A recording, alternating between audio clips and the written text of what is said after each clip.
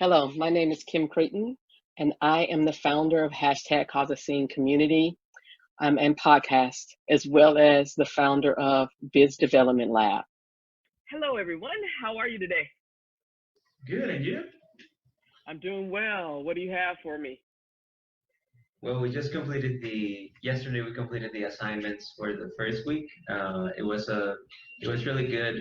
The time we took to, discover the resources that you sent us and also define the process that we want to follow with our clients.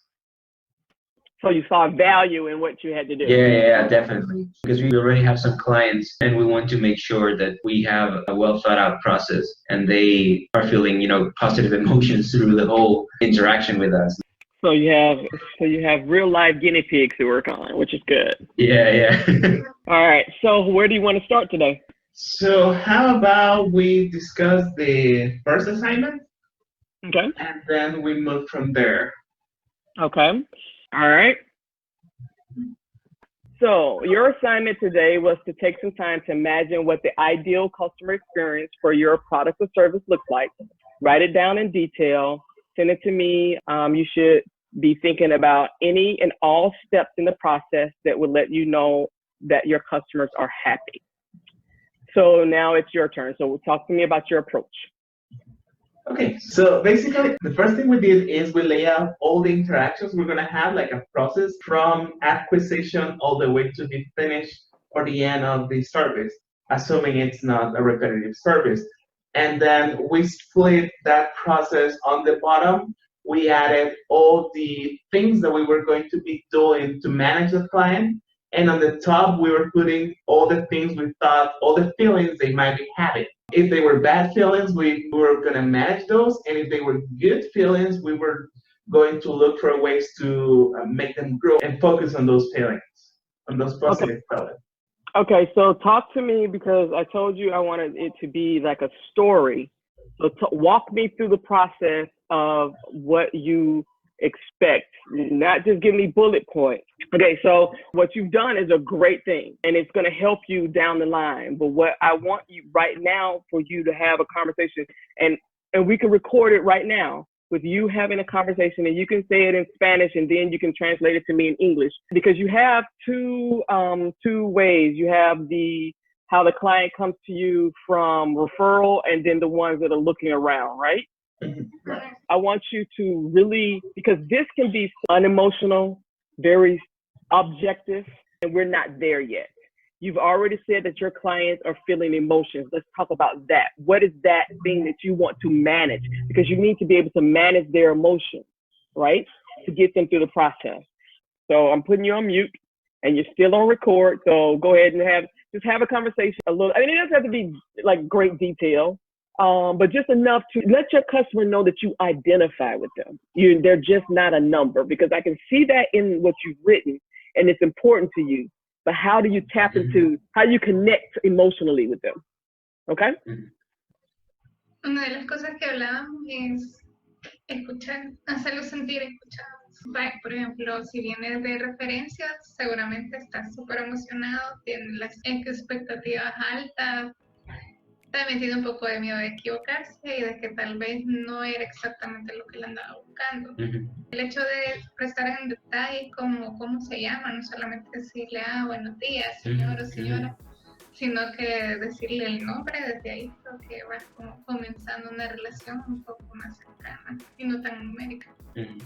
Yo añadiría ahí como parte de personalizar, diría yo, es el que el contacto con la empresa sea con una sola persona. A veces uno piensa que ser profesional es que hables con una empresa, entonces los correos y llamar y alguien te va a contestar y te van a pasar después. Muy diferente a enfocarlo a yo soy fulano de tal, yo soy tu contacto en OnePlug y conmigo hablas siempre, ¿verdad? Quizás eso puede cambiar después, ¿verdad? Pero que entonces de verdad hay una persona dedicada a darle seguimiento y sea el mismo, no que un día hablé con alguien, después hablé con otra persona y le tengo que volver a explicar lo que ya le dije al primero. Entonces eso como quita la personalización, ¿verdad? Y lo otro es, bueno, como sabemos que vamos a tener clientes remotos también, tratar de que las primeras interacciones sí sean una videollamada por lo menos, o una llamada, de teléfono, ¿verdad? Mm. En vez de solo correo o chat, ¿verdad? Yo creo que también una cosa importante que fuera interesante probar es de que obviamente tienen algún interés que te hace ver más personas y menos robots. Por ejemplo, que pudieras sacarle, si se da la oportunidad, tampoco de forma forzada, una pequeña conversación o tal vez un pequeño comentario de, ay, escucho que hay perritos en tu casa, yo también tengo uno, y cosas así que te hacen ver un poco más conectado de yo soy una persona, no un robot, y estoy hablando contigo para ayudarte. Para mí creo que, por ejemplo, cómo manejas el lenguaje. Y creo que se han fijado que yo hago esto más o menos bastante. Que le digo, hagamos. Mira, yo creo que deberíamos de hacer esto o podríamos hacer esto. Es bastante importante usar la imaginación de la persona. Le decís, mira, ¿cómo crees que vamos a hacer cuando estemos terminando esto? ¿O qué crees que tenemos que realizar juntos cuando estemos en esta fase? Es palabras que los hace sentir parte del equipo. Realmente si los queremos hacer que somos parte de su equipo, esa es una buena forma de hacerlo. Bueno, aquel día estábamos hablando con Eduardo, estaba en una entrevista y me decía, mira, yo no quiero a alguien que sea solo un robot, literalmente así, yo no quiero que sea alguien solo un robot, alguien que pueda manejar lo técnico, pero que también entienda que pueda manejar lo otro. De hecho, casi todas mis respuestas eran una historia, y al hacerlo una historia, le das al cliente el hecho de que te tienes que imaginar en esa situación, e inconscientemente te imaginas trabajando. Es una estrategia que te ayuda a vender, pero también le ayuda a él a sentirse parte del equipo porque realmente te siente parte de él. Vale, pero eso sería si la persona es nueva, ¿verdad? O sea, Y viene de referencia. Quizás algo que, un principio que siempre, y que nosotros hemos dicho que es importante y que se puede aplicar a todo el proceso con un cliente es que queremos que ellos se sientan en confianza. Yo creo, por lo menos en mi experiencia, lo que he visto, y creo que los tres lo hemos visto ya, es que a veces la tecnología genera ansiedad, genera desconfianza y genera preocupación porque una tecnología nueva te sentís no la sé usar, no lo entiendo, lo estoy haciendo bien, lo estoy haciendo mal, esto me lo han impuesto, pero me sirve, no me sirve. Y algo que yo siempre digo es, queremos que nuestros clientes se enfoquen en correr su negocio. Es decir, nosotros somos la parte digital y la vamos a hacer bien para ellos, pero la cosa es que ellos no son compañías de marketing, ellos no son compañías de desarrollo, de analítica, de nada de eso, sino que son compañías que hacen lo que les apasiona. Y nosotros lo que queremos es utilizar la tecnología para habilitarles a hacer lo que les apasiona. Y para mí no hay mejor sentimiento, creo yo, que ver que un cliente, aunque no entienda los detalles técnicos, porque no es su trabajo, y eso es como, ok, tranquilo, nosotros estamos aquí para hacer ese puente de hacer que la tecnología trabaje para tu beneficio, para que tu negocio siga creciendo. Entonces, y después que ellos lleguen a ver y decir, realmente han sido aliados. O sea, tengo un problema que ellos piensan, o no entiendo, o salió algo como, puedo pensar en un blog, ¿verdad? Ellos me van a decir, a ellos les puedo preguntar, a ellos me pueden construir una solución al problema que tengo, y aunque no entiendan, porque no es su deber conocer todo lo técnico, pero sí pueden recibir la confianza de algo bien hecho, una solución bien pensada a su medida.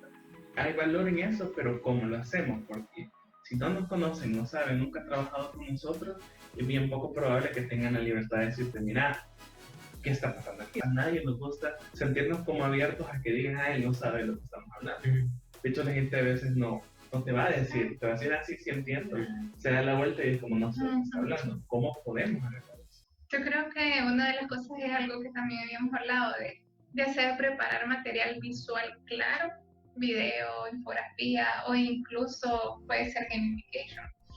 Porque creo que tal vez no tienen que entender toda la tecnología, pero sí tienen que entender una parte, porque muy probablemente vienen de alguna frustración anterior que te dice, hey, pero me dijeron confiar la vez pasada y no funcionó, o me dijeron que era así y luego descubrí que me estaban estafando. Puedes tener esa situación también. Entonces, de alguna forma sí le tenés que dar como una etapa de educación. Yo creo que eso es bien clave, el tipo de lenguaje que usamos. Porque hay mucha gente que cree que para demostrar tu conocimiento es de llegar con los términos más yucas, más rebuscados, y tratar como de marear a la gente con lo que le estás diciendo. Pero nosotros, una de nuestras características que nos tienen que identificar es eso, tratar de ser ese puente de la tecnología está ahí, pero ¿en qué me beneficia a mí? porque la quiero, porque la necesito, o porque no, ¿verdad? Es como tratar de ser claro a la hora de hablar, es súper clave. Y quizás para responder la pregunta siempre de cómo, una cosa que podemos hacer es a la hora de definir requisitos, podemos bueno, lo más fácil es decir, ok, como nosotros somos los proveedores técnicos o lo que sea, denos el requisito técnico, ¿verdad? Entonces, y lo dejas porque los negocios tienen requisitos de negocios, tienen metas de negocios o metas personales, lo que sea importante para ellos, que requiere alguna implementación técnica, pero a veces del requisito de negocio al requisito técnico hay mucho terreno que cruzar. Entonces, nos podemos limitar solo a decir, no, denos el requisito técnico, la página que quiere, qué tiene que hacer, ¿verdad? Y todo, pero podemos ir más allá y ser los que ayudemos a descubrir a partir del requisito de negocio cuál es entonces el proceso técnico, tener como esa fase de descubrimiento donde el cliente llega con sus problemas, es decir, necesito más ventas, necesito tal marca posicionarla, necesito tal producto, tal servicio, mejorar aquí, mejorar allá. Entonces, ¿qué me recomiendo? Vale, sí, pasamos esa etapa. Asumiendo que también la mayoría de clientes, bueno, el objetivo que tenemos es ser parte de equipos que sí son mercadólogos, que sí son desarrolladores. En ese caso, el que viene el cliente, ¿cómo vamos a hacerlo sentir igual? Yo creo que es importante primero no ponerte en una situación de competencia. Y digo no ponerte en una situación de, porque a veces no es que nosotros vamos a querer estar en esa situación, sino que la persona viene con ese chip, ¿ya? No, mi jefe me dijo que hablara con ellos, pero es lo mismo que yo hago, o yo también sé de marketing, yo también sé de analítica, yo también sé de desarrollo. Entonces creo que desde la entrada tenemos que ponernos en una posición de yo te estoy apoyando, yo te estoy ayudando, y cabal eso que tú decías al inicio de hablar nosotros podemos hacer esto, o sea, podemos hacer lo otro, o sea, hablar en conjunto para evitar ese tipo de situaciones cuando son ellos. Y volvería a lo que hablamos, o sea, el contacto personal es bien diferente que te digan por correo, digamos, mira, aquí está fulanito de un blog studio, ¿verdad? Vas a trabajar con él. Y entonces ahí es donde entran todos esos sentimientos de que me están quitando el trabajo, me quieren reemplazar, y esta persona cómo me va a venir a mandar a mí, cosas así. Es muy diferente si tú le dices, hey, reunamos un día, o quisiera hacer un onboarding con vos, necesito que me ayudes a entender cómo hacen las cosas ustedes, digamos. Entonces queremos asegurarles de que estamos poniéndonos a su disposición y que ellos son los que mandan, que ellos son los que saben más, ellos saben cómo hacen las cosas en su empresa, lo que necesitan, y queremos aprender de ellos, ¿verdad? Y entonces personalizarlo un poquito, veamos, ¿verdad? Ya es más difícil, creo yo, vilificar a alguien que ya viste, ¿verdad? Que como ya hablé con esa persona, porque cuando solo es un correo, cuando solo es la foto al otro lado de la pantalla, te puedes imaginar cualquier cosa, ¿verdad? Pero entonces como quizás encontrarás lo que hablamos, tenés algo en común, ¿verdad? Si estás en el mismo espacio tecnológico, muy probablemente te guste lo mismo, y entonces ya, ok, ¿verdad? Ya empezás a hacer una relación y ya calmas un montón de los temores que podría haber de alguien que te vea como una amenaza. También otro problema en equipos remotos es el sentimiento de out of sight, out of mind, que a mí me pasó bastante. Me acuerdo que tenía un compañero de trabajo que era increíble, y ahí tenés mucha razón, que era increíble porque él estaba en una reunión y era como, no, espérense, no empezamos la reunión, tengo que llamarle acá. Y yo, por la mayoría del tiempo, a veces era una voz en un parlante, o era una cara en un video. Pero sí, realmente, algo que sí marcó la diferencia en cómo me veía, era de que estaba ahí, aunque sea en audio todo, y siempre había algo como alguien como promoviendo, no, tiene que estar Carlos. Y creo que nosotros tenemos que encontrar la forma de convertirlo en eso, de que la gente, aunque no estemos físicamente ahí, diga, no, tiene que estar el equipo de un aquí. El otro punto va. Entonces, ¿qué otras cosas, qué otros desafíos tenemos para manejar emociones? Porque realmente aquí estamos hablando de que cómo nos vamos a presentar a ellos, cómo vamos a hacer el proceso de onboarding. Pero, por ejemplo, para darte una idea, estamos en un proceso de trabajo diario con ellos. ¿Cómo vamos a lograr que ellos tengan la libertad de venir y preguntarnos si no saben? y estar todos en la misma sintonía. Yo creo que eso tiene que ver con la manera en la que los abordas justo, porque si tú venís y entras como con una actitud de, ay, no has entendido, ya te expliqué, o de alguna forma se te percibe eso, desde ahí los cohibís un poco, sino que de formas que incluso humanamente tenés que llenarte de paciencia porque no han entendido.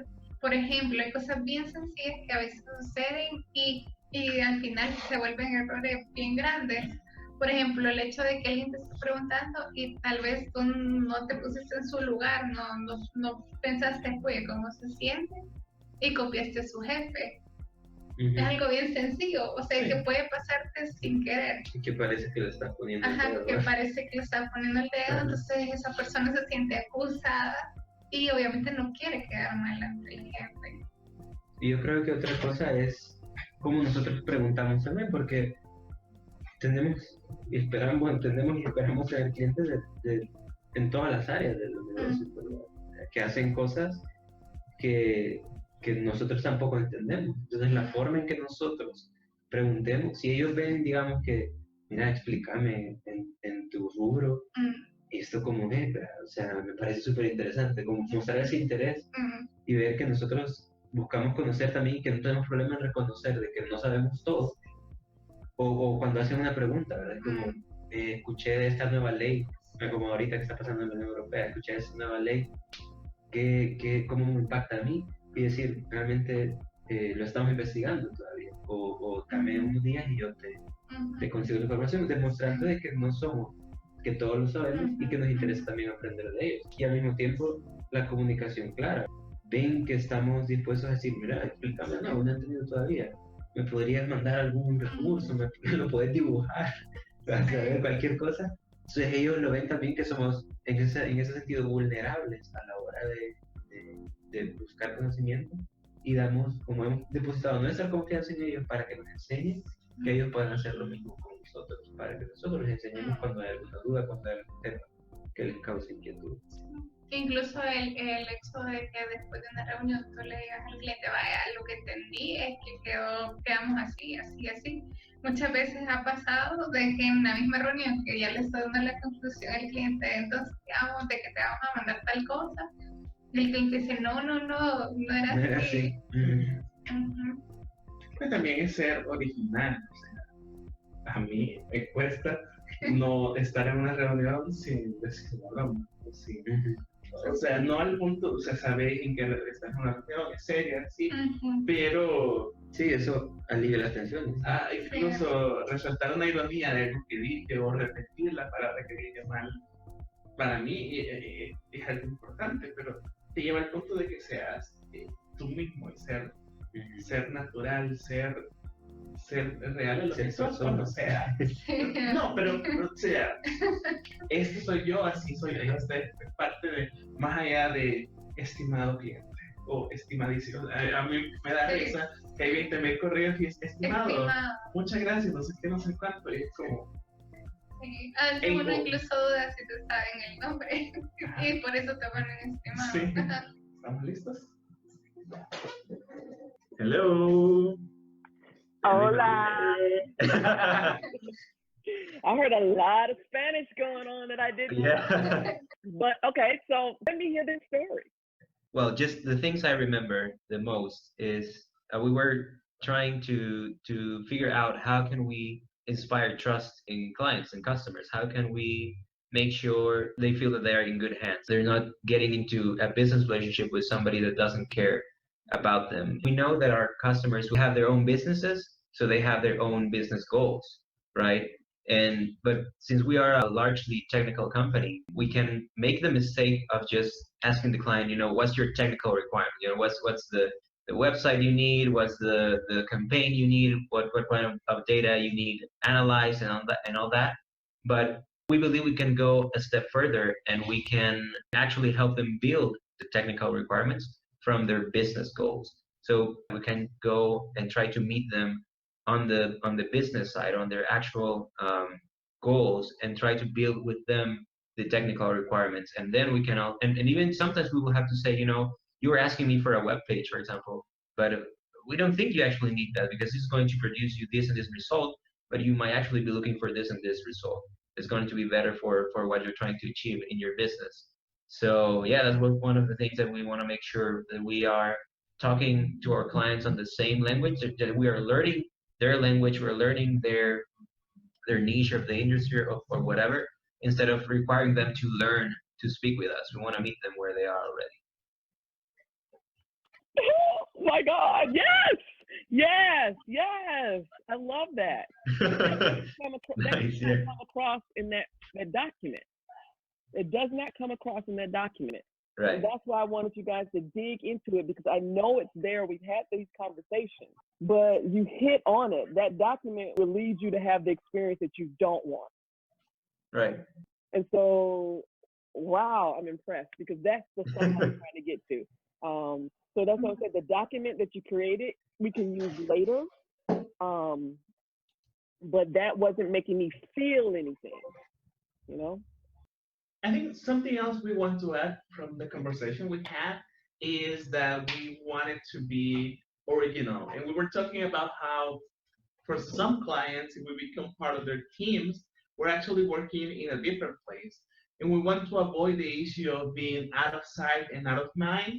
And at that point, we need to have a clear way for them to look at us as part of the team and not just a provider, because that way we actually can build a relationship with them. I know you hit the key word, and this is the differences between businesses that I consider for social change and have core values that are about inclusion or helping, you know, that kind of core values, not just, you know, like growth, money, with no consideration of how that happens or how the effect on other people. The transactional part comes from the relationship. And the research shows, and you see, when you have clients that come back over and over again, it costs more to get a new client than it is to cultivate a relationship with someone so that they come back over and over again. And they also refer people and all these other things. So you're thinking about the right things. I'm glad you took to this assignment of just sitting there and discussing this, because again, and I'm going to keep talking about it because there's nothing wrong with that document, but remember, you're trying to create something different, and you just hit on it, Carlos. You want to be unique. Mm-hmm. Everybody else out there, even in the United States, is doing it the transactional way. We have this thing. What do you think you need? You might not have what the people need, but then you start trying to cram whatever they need into the thing you want to have because that's what you want to sell and that kind of thing. That is the norm for capitalism. And I'm not even just going to say capitalism, for most businesses, that's just the norm. And so what we're trying to create here is something that's different. I mean, think about you guys if you could become the spokesperson for this in El Salvador and Latin America, of how to build businesses that not only enrich us as business owners, but enrich our communities and our clients. That is your selling point. That makes you different from anybody. Right. And so every time you think about something, I want you to view it through the lens of that. Don't view it through the lens of you have competition in the United States and you have you don't. You don't. What we're trying to do is create something that they can take your database, they can take your clients, but your clients will be back because no one can service them like you can. And so now I want to talk about the second assignment, is where you came up with this. Just walk me through that process. So basically the point was to get to the statement, Upload Studios Has a commitment. Has a commitment too. We definitely had a lot of ideas going around and try, because like, it was like, well, maybe we have a commitment to teach people. Or no, the commitment should be getting them work-life balance, or the commitment should be this and that. And it took us a lot of time to figure it out that it was all of them, but there was something bigger than that. There had to be something that could be like, we use this word meta-narratives, because it was like a story, like something that gives us meaning. A story is so powerful that gives us meaning through the process. We discussed a lot about the videos and the list of resources, and we discovered that the leadership, most of these people like Elon Musk or Steve Jobs have, it's based on that value they were promoting. For example, Steve Jobs is great at presenting and storytelling, which Elon Musk isn't. But Elon Musk is great at actually being there working with the people. We're talking how if you see like a time lapse of the processes they have, you will see him jumping in the process and working with the teams like in a period of months. So what Carla was saying is that we have like a bunch of ideas that we thought were good, but we believe that they were just expressions of a bigger truth or a bigger meaning that we wanted to have. And we know from the very beginning when we got together and started talking about starting a company that we wanted to really invest in our team and in future employees. We want so that this job is a place where they can grow, both as professionals and as just people, you know. And we also want to make sure that our clients really can have a before and after experience when working with us, that they actually see things differently when they work with us. And this goes back to the name of the company, which has two meanings. One is for our employees and for ourselves, really, that we can unplug from work to base the meaning of our lives in just working nonstop, right? And then also for our customers or clients, we want them to unplug from their worries, from their preoccupations, and just know that whatever job they give to us, it's going to be delivered and meet and exceed their expectations, right? So we landed on the statement that you see there, which is Unplug Studio is committed to making a difference in the lives that we touch. Because first of all, we wanted something.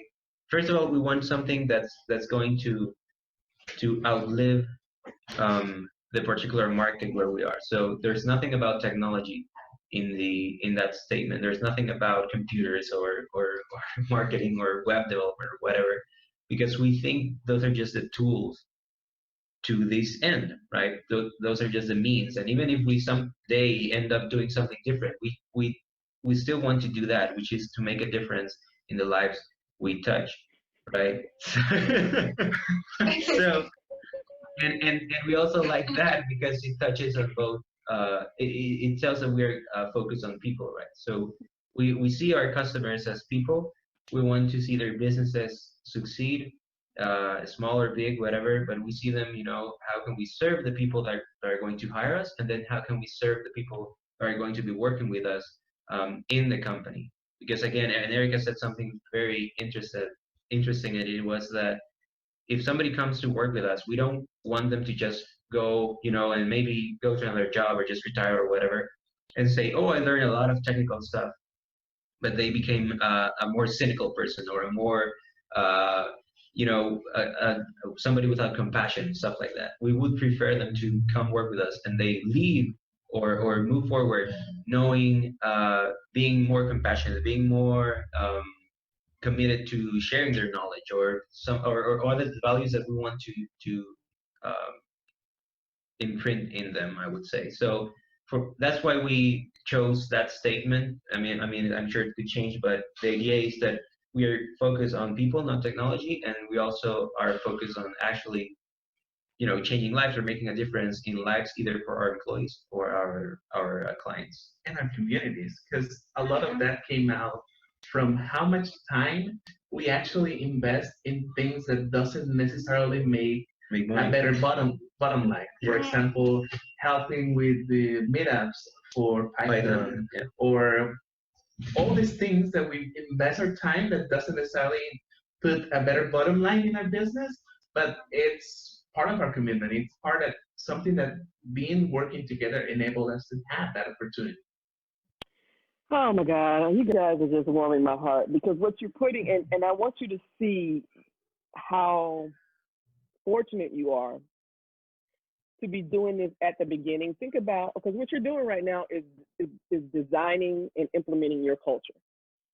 Yeah. And think about how challenging that is when individuals haven't thought about that when they think about business. So all those people who were at your boot camp or whatever, and all they were talking about were this information where you can find this stuff. This is the stuff that makes a business. because it's based on the fact that it's people first, and how you've defined unplug is gonna dictate how you hire in the future. It's gonna dictate what kind of customers you will turn down. And you have a reason. I mean, it's not like, oh, I don't like you. Based on these things, we can't have you as a client. So it's just very clear. We can't of the people we partner with, or if at some point you start doing sponsorships, these are the things that we are committed to sponsoring. If you don't have A, B, and C, we can't sponsor. As much as we like you, this will not do well for our community of employees, of ourselves, and of our clients. Any comments, questions, concerns? I just want to say that I didn't know about B Corps, and it was really interesting learning about one of the things that really shocked me at the beginning of the presentation of the TED Talk was that, legally you cannot, I mean, a company exists, like traditional companies exist to provide value or to make shareholders richer, right? And the guy mentioned a court case where, I mean, if you have to defend something in court, as a company, you're expected to just care about, increasing the richness of your shareholders. Yep. And that, I think that's messed up, right? So, the B Corp as a legal entity and as a set of standards that companies can start and say, we from the get-go don't want, from the very foundation of our company, we don't want to just exist to drive profit. We actually want to be sustainable and want to make a difference in our communities. I really think that's great, and I hope I'll have that like in my radar, and hopefully if we ever start a company in the States, it can be a B Corp. But you don't even have to do the legal entity if because you're already starting your company structured this way. And see, this is where I get frustrated with people being uneducated in these things, because we rail and get upset because these of what these companies do. But legally, they have to, if they do not increase shareholder value, or they do things that damage the amount that shareholders would get, they get sued. People don't understand that. They have to do this. That's why the whole business of social change effect, because it puts investors last, in my thing. It talks about people who work for you, people who partner with you, people who buy from you, and people invest in you. And I do it in that hierarchy because the employee is the first and most important thing that needs to happen. And then you need to scale that out to your partners, because they're going to affect the customer and what people buy, which is the last thing, is investment. And another thing that happens a lot here in the States is everybody wants, or basic capitalist company, everybody wants venture capital money. Everybody's trying to get funded. It's based on that whole thing. And there can be great, scalable, large companies. I mean, MailChimp, for instance, has never taken a dime. And they were last year's Inc. magazine's Company of the Year. So it can be done with value. And so that's why I'm glad you brought that point out, because that's something else we need to continue, and we need to, because that's what's gonna make the difference between marginalized entrepreneurs and privileged entrepreneurs, because we don't have access to venture capital. And so it's like, why continue to play that game? It's not in our favor. So how can we leverage the playing field and put the dice in our favor by thinking about the four stakeholders where they're not? That's what makes us, that's what differentiates us, and then allows us to build and grow and scale without needing outside money like that. It strengthens my belief in marginalized groups have to stop trying to play a game that we were never intended to be a part of. The rules were never meant for us to play. So why do we keep trying to put ourselves in that box and playing that game? Let's create a game for ourselves with our own rules. And this allows you as an entrepreneur to do that, because if you're not thinking about venture capital on day one or trying to, get funding, what you're going to do. You're going to figure out ways to make a profit without that. You know, if you take that completely off the table, now if that comes up at some point, then you have something to go to venture capitalists with and say, okay, yeah, but this is only how we're going to fill our portions of our company based on these things.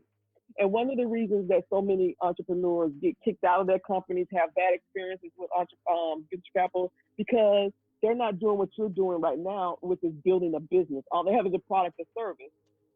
Yeah. So it's a longer approach, but when you're talking about sustainability and growth and having that kind of impact that you guys desire on the lives of people around you, it's the necessary approach. All right, Erica, do you have anything you'd like to add? Well, we also like Apple's history because they never compare themselves with others, and we love the way they have very clear where are they going, and they don't decide, they are only moving forward. Yep, exactly. So that's why I shared those things. They may not have the same values and stuff that you have, and they're all white guys, so it's like whatever. But these are companies in tech that are like you said, Elon Musk is always pushing the envelope. You know, he's an engineer at his heart. Steve Jobs was the ultimate salesperson. And I love how you guys, as you're doing this, start thinking about, again, where your each individual strengths lie, because you want to make sure that you're building that triangle based on all your strengths. Yeah. And you're not leaving anything out because you have a lot to offer a client. All right, so I've dropped your homework for next week in, but you have a lot of time to work on the homework. Also, to write down the story that you created. Okay. All right. I'll see you guys in 3 weeks. Yes. Take care.